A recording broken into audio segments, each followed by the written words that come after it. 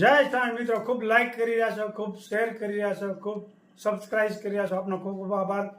તમામ વિડીયો જોતા હોય અને બધાને જાજાથી જય સ્વામિનારાયણ. એક સરસ મજાનો દોહો ગાઈ નાખું.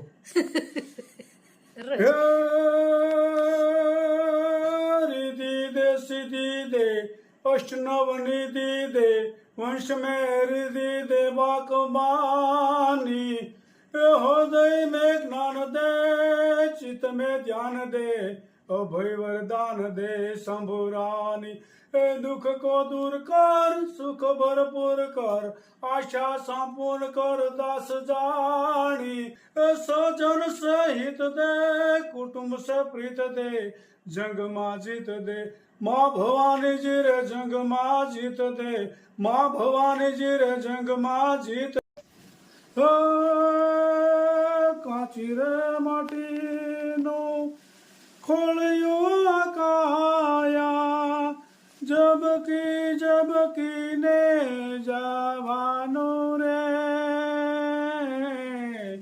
जानकी नो नाथ पण जानी रे शक्यो नहीं काले सवारे शू थवानु काची रे माटीनो खोलियो काया जबकि ने जावानो रे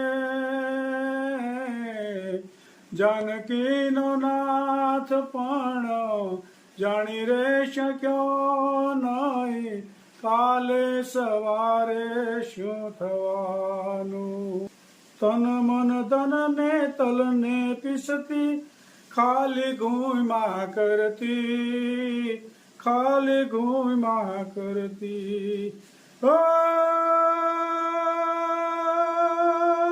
भवसागर नो नहीं भरोसो भवसागर नो नहीं भरोसो घड़ी ओट घड़ी भरती है भवसागर नो नहीं भरोसो घड़ी ओट घड़ी भरती हे लेणु देणु लख्यो ललाटे लेणु देणु लख्यो ललाटे अहीनु अहीं देवानु रे काची रे माटीनु खोलियो आकाया जबकि ने जावानु रे जानकी नो नाथ पण जानी रे शक्यो नहीं काले सवारे शू थवानु મિત્રો આ શરીર છે ને કાચી માટીનું ખોળ્યું છે, ક્યારે આ વયું છે ને એનું કાંઈ ખબર ન પડે. રામને સવારમાં ગાદી મળવાની હતી અને કઈ કઈને એક મંત્રા કરી ગઈ એને કાન ભંભેરણી કરી અને બધી બાજુ રાતોરાત ફેરવી નાખ્યું. એટલે આપણે ધ્યાન રાખવું, કોઈ આપણા ઘરમાં મંત્રા જેવું કોઈ સડામણી નથી કરતું ને, ખાસ ધ્યાન રાખવાનું છે. એટલે એક મંત્રાએ રામને જ્યાં ગાદી મળવાની હતી ત્યાં વનવાસ મળ્યો. વિચાર તમે કરી લ્યો કે નબળા માણસની સોબતથી એનું પરિણામ આવે છે. રામ જેવા રામને વનવાસ જેવો મળી ગયો, નબળા માણસની સોબત છે. મહારાણી કઈ કઈને ચડાવ્યા અને બધું આવું ફેરવી નાખ્યું બાજુ. એટલે નબળા માણસની સોબત ક્યારેય કરવી નહીં, ખૂબ મોટો દુઃખ થાય છે. જય સ્વામિનારાયણ. શું કામ ચાલે છે? ચણાનું શાક. હા, દાળ ભાત ને ચણાનું શાક. આજની રેસીપી સારી છે. ચણાનું શાક એટલે ઉત્તમમાં ઉત્તમ ચણા. આ ચણા ખાવાથી શરીરને માટે ખૂબ ફાયદો થાય અને શરીરને શક્તિ પણ આવે. આ દરરોજ ચણા પલાળીને રોજ સવારમાં ખાતા હોય નવણા કોઠે તો ખૂબ ફાયદો થાય. મસ્ત બફાઈ જાય. અને ચણાનું શાક, વાલનું શાક, મેથીનું શાક, એ બધી વસ્તુ ખૂબ જ શરીરને ફાયદાકારક વસ્તુ છે. પણ હવે એ આપણે ધીમે ધીમે ભૂલી ગયા છીએ અને લીલોતરી માથે આવી ગયા છીએ. પણ લીલોતરી શાક જે શરીરની માટે બહુ ફાયદાકારક વસ્તુ નથી. આ કઠોળ ને આર્યા તો આવતું જ નથી. નંબર 1 શાક બધા કહેવાય. આજે અમારે ત્યાં નંબર 1 શાક બની રહ્યું છે અને ચટાકેદાર રેસીપી છે. ચટાકેદાર ચણા કી સબ્જી, વાહ ચાવલ और तुवेर की दाल. વાહ, અહીંયા અડધું હિન્દી ને ગુજરાતી ને મરાઠી ને બધું હાલશે ભાઈ. મને શીખવાડ્યું ચાવલ ખાવા બસ ચાવલ. લે હા, એટલે આમાં બધું મિક્સનમાં આવ્યા કરશે થોડું થોડું. ખૂબ સરસ મજાનું ચણાનું શાક બની રહ્યું છે, આપ જોઈ શકો છો. આમાં શું બને છે? તુવેરની દાળ, અહીંયા ભાત. આમાં તુવેરની ભાઈ દાળ બને છે. મને કઈ બધી ખબર ન હોય, પૂછું તો ખબર પડે. આ ભાત તૈયાર થઈ આ ગયા. ભાત તૈયાર થઈ ગયા છે, કારણ કે ફક્ત ઘરમાં ખાવાવાળા 3 જણ એટલે નાનું બધું બનાવતા હોય છે. અને બે મરચાં તળે છે. જો આ મરચાં તળેલા, એટલે સ્વાદ તો પૂરેપૂરો એમ. એટલે 3 જ જણા પણ બધી બનાવી બધી આઈટમ સરસ મજાની. અને હવે ધીમે ધીમે આ ચોમાસું જામી રહ્યું છે. એક વખત કપાસિયાનું બિયારણ બધું ફેલજ્યું. ખેડૂત ભાઈઓને બહુ મોટી નુકસાની થઈ, કરોડો રૂપિયાનું બિયારણ ફેલજ્યું. છતાંય ખેડૂત ભાઈઓએ સાહસ કરીને ફરીથી વાવી દીધું છે. હવે પાછો વરસાદ જામ્યો છે, વાદળા સારા થાય છે, એટલે લગભગ આવી જાય એવું લાગે છે. ખેડૂત ભાઈઓ ભગવાન ભરોસે કામ કરતા હોય, પણ ભગવાન આપી રહી, કોઈ નિરાશ કાઢે નહીં. ભગવાન તો દયાળુ છે. મરચાં તળાઈ ગયા છે. સરસ મજાના મરચાં બની ગયા, જોવો છો. અને વઘાર થાય છે ચણાનો. રાય બસ ચણાનું શાક બની ગયું મસ્ત. મેથી અને ચણાની સબ્જી. ઉમાબેનને કુંદનબેનની કોમેન્ટ કરશે, શાક બહુ મસ્ત છે. એની તો કોમેન્ટ હોય જ છે. દીપ્તિબેનની તો કોમેન્ટ બહુ જાજી હોય. 7, 8 કોમેન્ટ હોય છે. બધી બહેનોનો ખૂબ ખૂબ આભાર. ધાણા જીરું, ચટણી,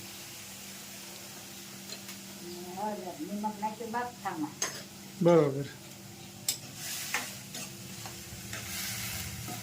મસ્ત ચણાનું શાક. ખૂબ સરસ મજાનું મસ્ત ચણાનું શાક બની રહ્યું છે. અને આ પછી ચણાના શાકમાં એ ફાયદો છે, બધી હોય તો બપોર કડે લુખા હોત ખવાય. હા હો. બફાટ ગયું હોય. ભેળ કરીને ખવાય. હા, અને એવું લાગે તો થોડાક મમરા નાખીને ભેળ બનાવી નાખે. સૈના તો બધામાં ભળી જાય. સેના બધાને ભળી જાય. જો ભાઈ બહેનો કોમેન્ટ કરજો, આવી રીતનું શાક બન્યું છે, તમને શાક કેવું લાગ્યું છે એની ખાસ કોમેન્ટ કરજો બહેનો. અને જમવા પધારજો. અને જમવા પધારવાનું આમંત્રણ આપે છે, પણ બહેનો વિદેશમાં રહે છે એટલે આવી નથી શકતા. આ સૌરાષ્ટ્ર બાજુ આવવાનું થાય ત્યારે આવશે એવું બધું કહે છે કોમેન્ટમાં ઘણી વખત. આવી રીતનું શાક બને છે, તો કેવું બન્યું છે એની કોમેન્ટ ખાસ કરજો. આ મરચામાં મીઠું થોડુંક નાખવાનું હોય. બરોબર છે. તળેલા મરચાં હોય ને એટલે થોડુંક જ નિમક નખાય, ઝીણું હોય. બરોબર છે. ખારા થઈ જાય. બરોબર છે. આજે થોડુંક વાદળા બતાવી દો. આજે વરસાદનું જોર વધ્યું છે બહુ. કેટલા ટોપ વાદળા થઈ ગયા છે, આપ જોઈ શકો છો. એકદમ છાંયો થઈ ગયો છે. વરસાદનું જોર વધ્યું છે આજ.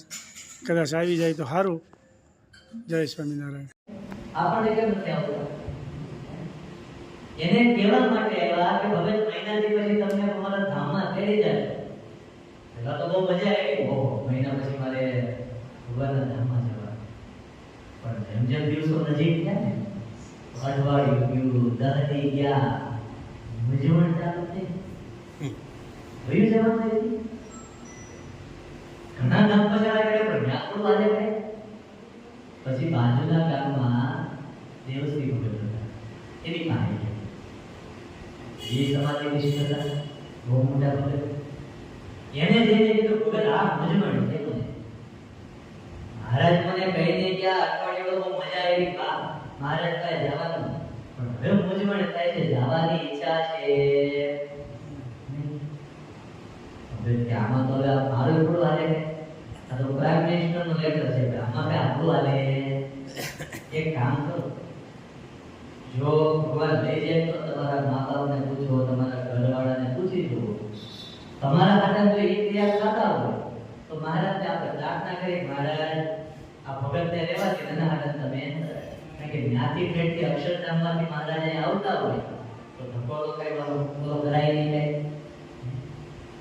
મહારાજ બોલે આ ભગત ક્યાં બાપાને જો, બાપા એ જો આપણે સંતોમાં હાંડવું છે, ભગવાનના નામનું શું બહુ હોય. મહિનાની પછી મને ત્યારે આવવાના છે, મારા તમે જાઓ. હું કીધું મારા હાટા તમે જાઓ. હા પાડી છે, ના પાડી છે? હું કેવું બોલતો? ના પાડી. હા પાડી હોય, ના પાડી હોય? ના પડી હોય. ના પડી હોય. હા પાડી, ના પાડી? ના પડી હોય. ના પાડી ને? આઈ હાથ કરે, ના પાડી. કારણ કે આપણે જમાના બાબા, એ પડી હા પાડે. બાબા કે મારે કઈ જવાનું ત્યાં વડીલ ના પાસે ગયા